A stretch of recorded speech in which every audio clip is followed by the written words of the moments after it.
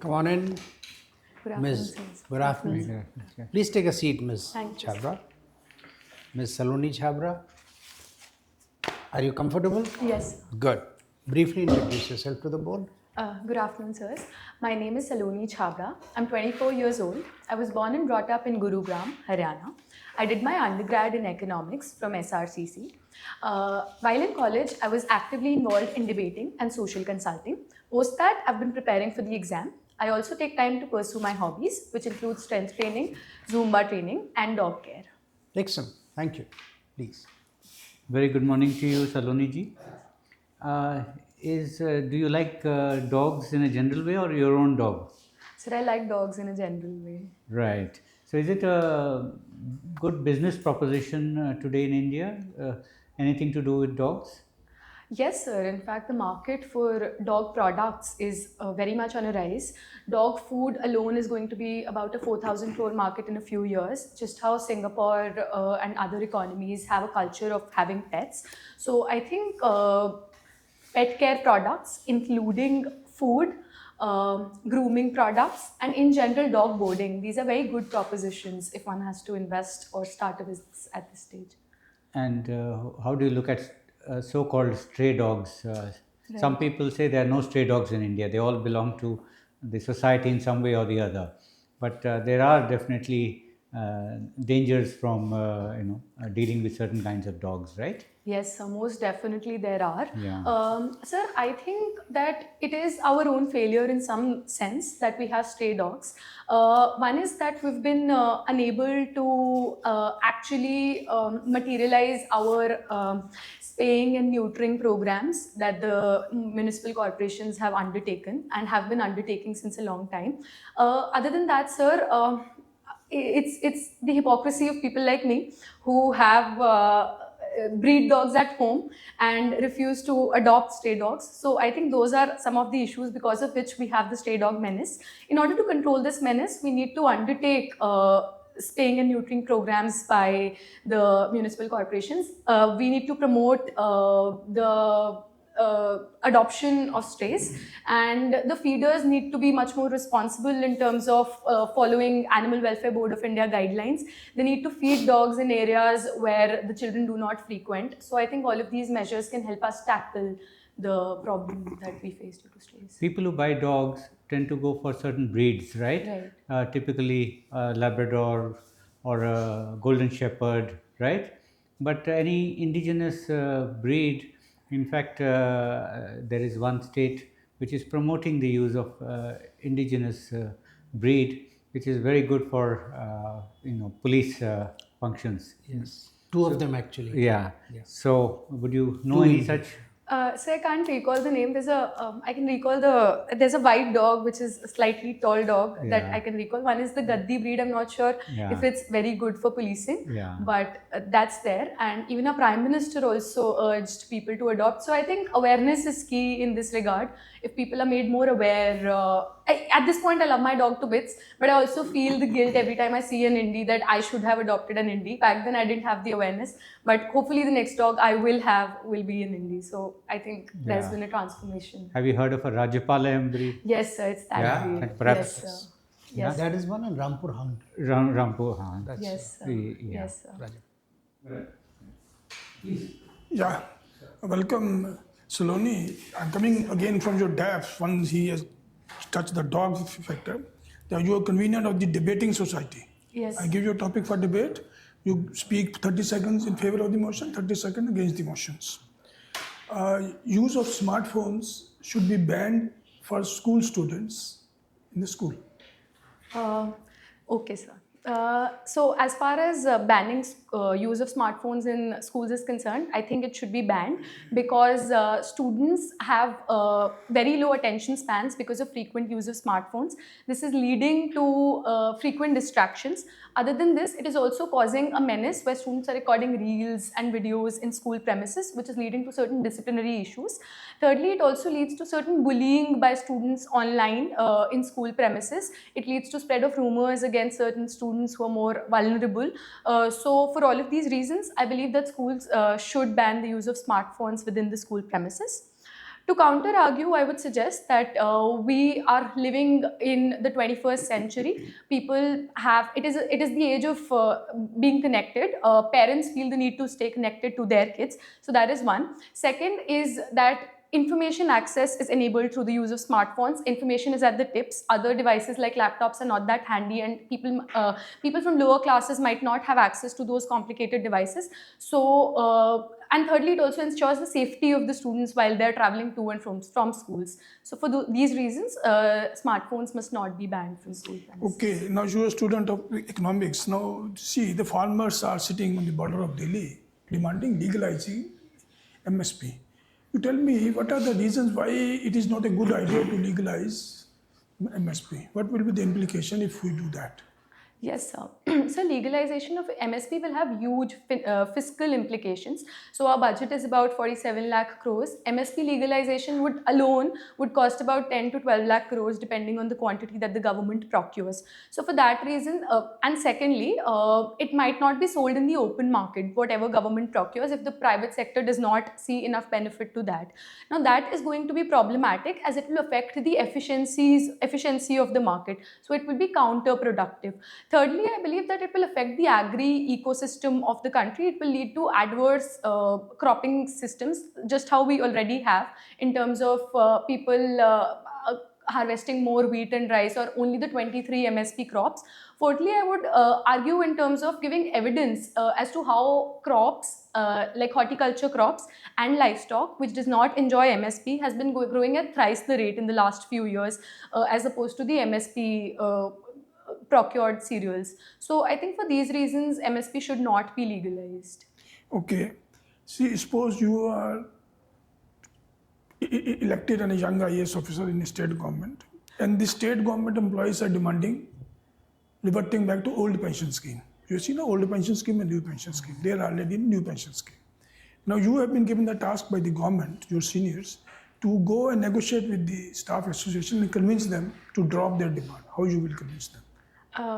Sir, in order to convince the members of the government, I will explain to them how the new pension scheme actually invests in the market, and in that scenario, they in fact have a chance to benefit from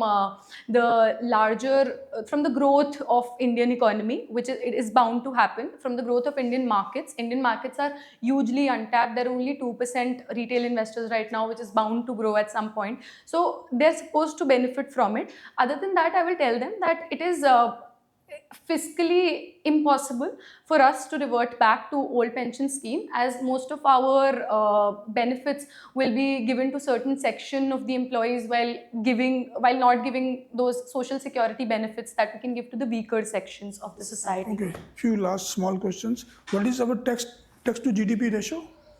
So tax to GDP ratio for the central government is about 11%. If we add state government taxes as well, it's about 16%. And what is the tax base? So it's very narrow. I might not be too. How narrow? How much narrow? This will be. The income tax base is so I'm not able to recall as of now. A few lakhs, but Few lakhs. Percentage of total population paying taxes, direct taxes. yes, should be around 2 to 3%, but I'm not able to get to. So somewhere near, is it almost less than 2%, somewhere near the 2% mark. We are talking of Viksit Bharat. What will be the per capita income when we become the Viksit Bharat as per the present standards? So presently it's about $2,100, And when it has to be about $21,000. 21,000. As a present yardstick, they have the. 20. World Bank yardstick. Yes, what is the figure? So it's either 21,000 or 25,000. Okay, thank you. Hello, Saloni. Now everybody is interested in your dog walking. The more I see of men, the more I love dogs. Who said it? Sir, I'm not sure who said it. Okay, you must read about it because it relates to your hobby. What was the motto of your school? No, so it was be honest, be brave. Be honest, Be be brave. Good. And you studied in Bluebells. Yes. What does jingle bells remind you? So it reminds me of Christmas. And In general, it just makes me remind of a festive mood. So okay, and a song? Jingle bells, yes sir, the same song. Okay. You remember who's many people who've sung it, but anybody favorite? No sir. Okay. I like the version of Jim Reeves. Okay, sir. Okay. Who's your favorite social thinker? So my favorite social thinker would be M.N. Srinivas ji. I think he is one person who actually initiated village studies in India in some context. He tried to indigenize the sociology of the West in true sense of the term, and he observed various changes that were happening in the book view that was taken before him. He introduced concepts like Sanskritization, etc. So I think it was a new era that he heralded, so for that reason. Okay, good. I take you back somewhere in Rome. Okay. Now tell me. A Roman social thinker.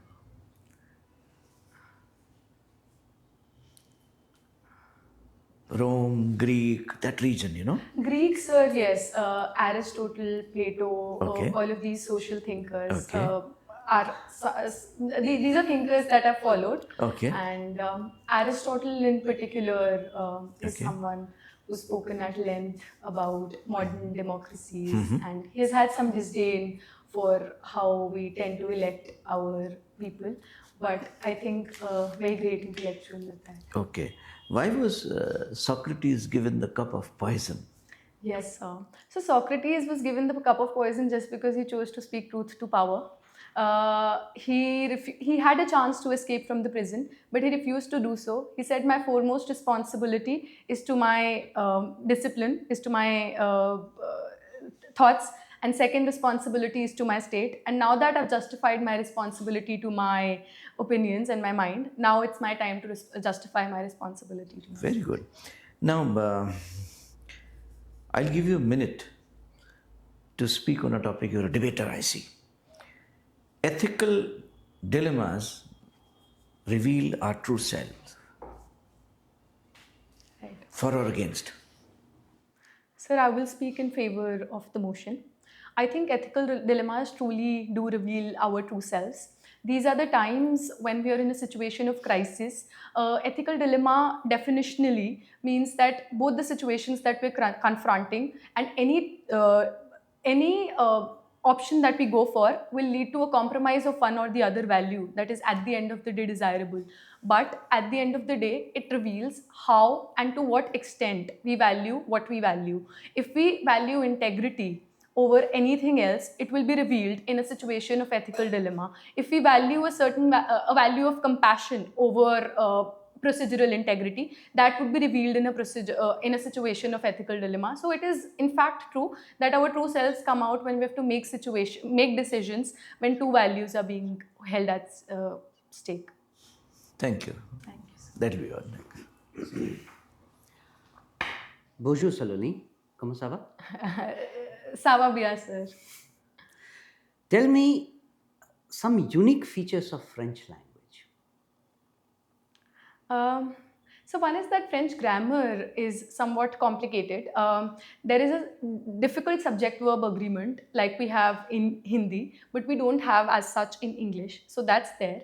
Other than that, there are a lot of accents that are used while writing French. There are different connotations that different accents give to the word. You have missed out the most unique feature of the French language. So if you could please guide me towards it. The article and adjectives change on gender, Yes, sir. not the noun. Yes, sir. Okay? All right. What is the rule of 72 in economics? Rule of 72.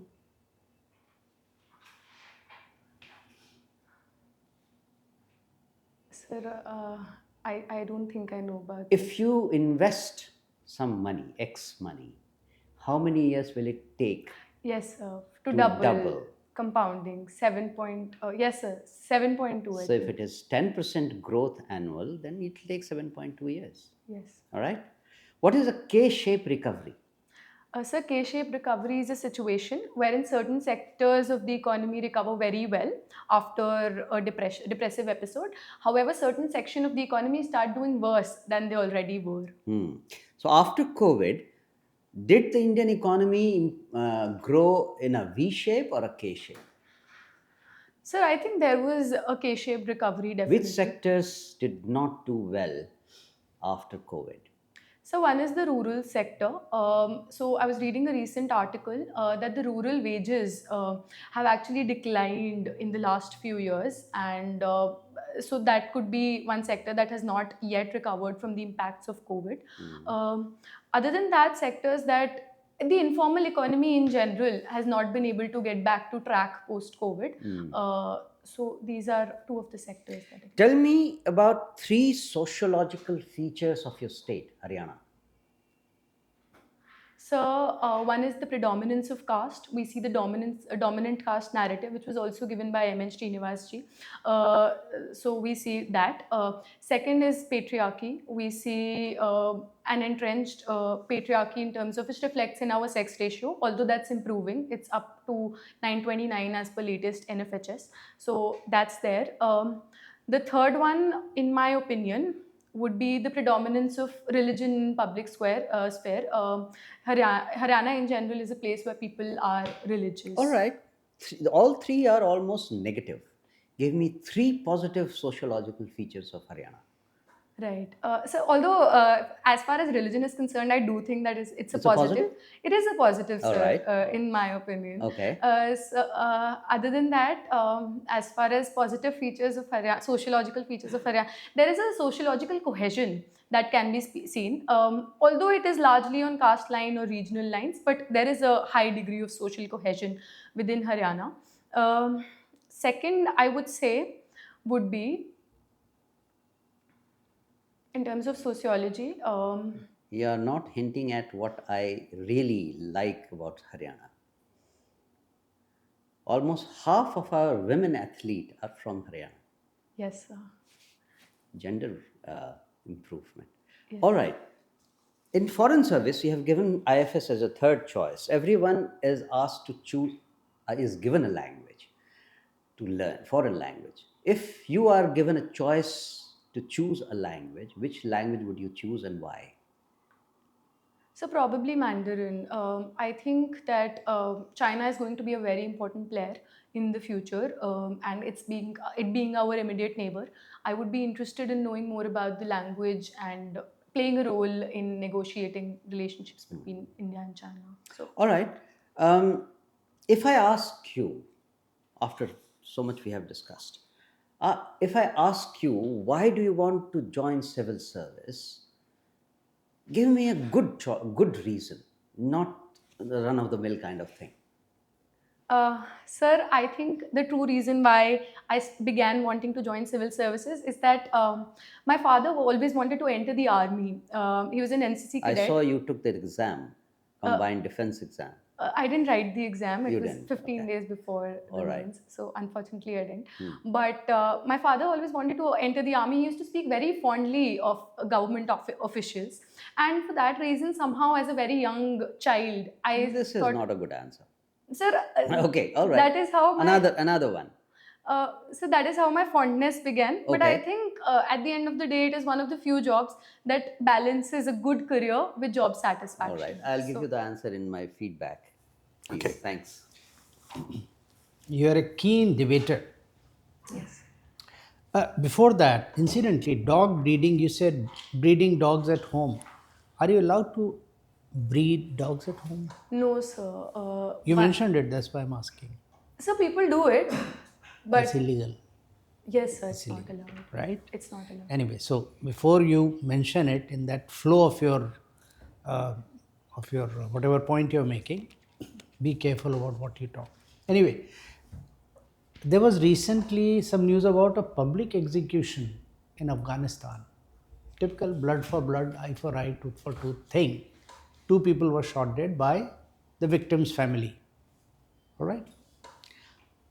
I'm asking you to take half a minute and speak in favor of the public execution, much as it would revolt your stomach and all that.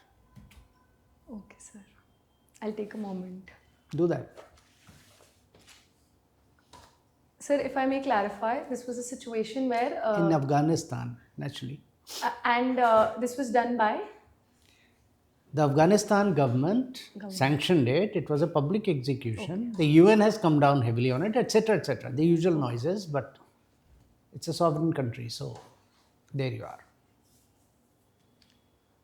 are. To favor the public execution, I would say that at the end of the day, countries that have strict laws are able to have the best deterrence. We've seen the situation in countries like the United Arab Emirates or Dubai, where there is very low rate of crime. We've seen that in countries that are now developed like Singapore. So if we have to eventually create a civilized society, it goes through bloodshed. A lot of Scandinavian countries went through a lot of bloodshed to reach the level of civilization that they are at right now. So I think in the larger scheme of things, if one has to ensure deterrence and larger respect for the law of the land, then such measures can be undertaken. All right, excellent.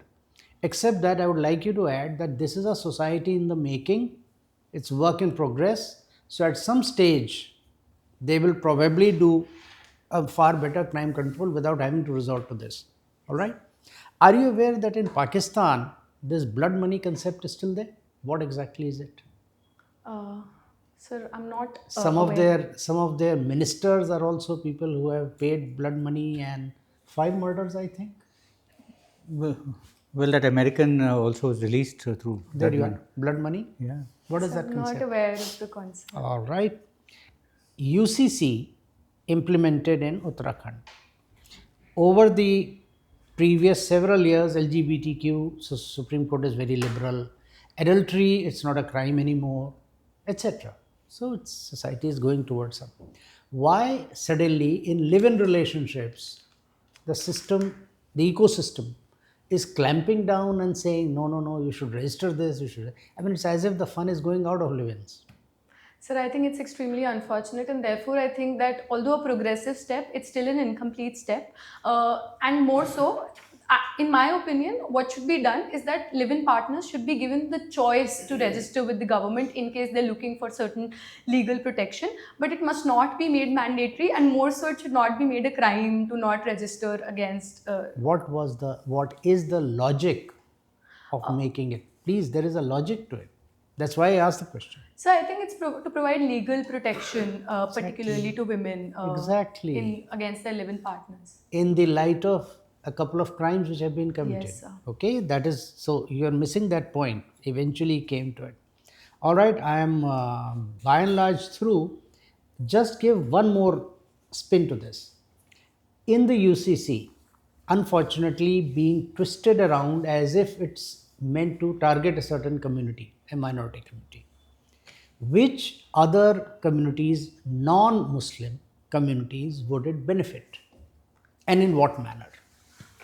So one is that it would benefit Parsi community as well. Parsi women who marry outside their religion are not allowed. So other than that,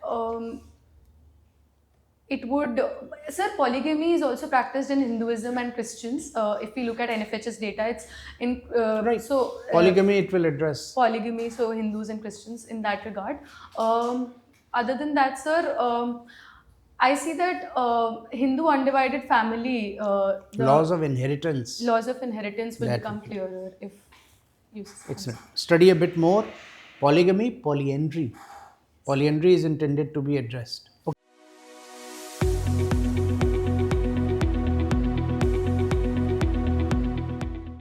How do you think you have fared and why? So I think it was quite decent. I couldn't answer a few questions. So other than that, not relevant at all what you couldn't answer. Now let me address the real problem. Somebody has obviously told you to keep your hands clamped. Sir, this is my first mock, so I think All it's right, really- nobody has told you. Excellent. We are on as we say, green I'm field. surprised. It's of your first mock. Yes, sir. I'm just beginning. So, which is also bringing me to address the issues as I see them. You're not supposed to keep them like this. Okay. You right at the when I said that the interview is over, then you started gesticulating a bit. You're such a good debater. You're supposed to use your hands to express as you would be doing Yes. in a real debate, don't you? Yes, sir. So what's stopping you? Uh, Okay, let me put it this way. Your eyes, your face, your smile, your head, everything and your words, they are all moving in a certain way. Why not your hands? yes, sir. Everything has to be in sync. So keep your hands comfortably as you work, but please use it to gesticulate. You will be able to emphasize your points better. Secondly, you're still in the student debater mode, Okay, sir. where what is that interruption round? The moment you interrupt, somebody presses a bell and then you take over. Just a minute. Yes. You're still in that mode. Please understand, this is a place where within 15 seconds, you're not supposed to give a barrage of words. You're supposed to give your replies crisply with the best part of your answer coming out right in the beginning. Ordinarily, how you do in a debate with 5 minutes, you start with the premise, an introduction, this, that, and then you come to the best part of your points towards second or third minute. Here you have 15-20 seconds. My advice, considered advice, is that you don't start immediately after the question's over, right? Pause, think about the question, its essence, though you are able to catch that meaning very well, and frame the answer mentally so that the best part is given right in the beginning, 10-15 seconds, in relaxed manner. There's no hurry. Okay, sir. It will actually, if you practice it a bit, you'll find that you are able to give far better, crisp and pointed replies, which are extremely expressive, Okay, sir. right? So even if you have to, for example, give 1, 2, 3 points, think for a second which is the best part. Give that first. Okay? Yes, sir. Thank you. And by the way, that public execution thing, you have aced it. I'm quite surprised that this is your first interview. You have come out as a very competitive candidate. When is your interview? So 21st of March. 21st of March. Good. So, I mean, whatever the chairman has said, obviously they are very, very important and that will enhance your performance. But other than that, I would only say that you have to note each key word written in your DAF and see what kind of general questions can come. The questions that I asked you about French language is a very simple, common kind of question. And it is very profound because there is a very significant change in the grammar of French language. Just keep working on the keywords of your DAF and try and link them with current affairs, whatever is happening around you. I wish you all the best. Thank you, sir. See, this just before you take over. You see, you are at that point of being a very good candidate, an excellent candidate, but we would like you to really excel. So don't mind if we are spending a little time and being a little more critical than we ordinarily do. Please, sir. You are come as a very enthusiastic person, full of energy. Keep that thing. But you speak very fast. Okay, sir. Try to be bring little calmness. Now, otherwise, we tell the people to bring energy to the table. Now we have to give the worst advice to bring little calmness on the table. You're intimidating the rest of us. But I like the passion in her. Yeah, that is good. That passion is very good. Enthusiasm, energy, keep it up. Keep it. Don't try to taper it. Little calmness and little, and give a moment to think that whatever said. You just immediately you jump to reply. However, your answers were good. Yes, sir. Nothing wrong in the answer, but you could have given little better answer and little crisp answers. That is the only advice. See, typically you said doing dog breeding at home. That would not have escaped if you had weighed your words carefully before speaking. Okay, in enthusiasm you can come out with it, but don't give a chance for someone to trap you. Please, sir. Otherwise, very good candidate, keep it up. There's no need to change much of your. Okay. Just slow down. Yeah. I would also say overall very good personality, and obviously your background, extracurricular activities at college and all give you confidence in speaking, because you have to adapt it, as chairman said, to a situation where you have very senior distinguished people who can see through you, x-ray vision, right? So speak in a certain way that there is substance. I when I did engage you a lot on the dog aspect, because that is a kind of trap you have set for the others. The way I said, if you didn't put just dogs or canine something, but you put dog care and dog walking. So it limits to at home what you do with your dogs. But then sometimes it can be very shallow also. It can actually suggest to me that you're a very shallow person. All you do is at home with your dogs, right? But try to build a little buffer around that. As we said, there are indigenous breeds, right? And then you have this stray dog court judgments are there, right? Yes. On feedings, I think they have allowed feeding of Yes. stray dogs. So that is that. The dog care business is a huge burgeoning industry. In mythology also, the Pandavas' last journey, right? Who was with Yudhishthira till the end? The last, the dog, no, Dharma, Okay. right? His father actually. Yeah. So yeah.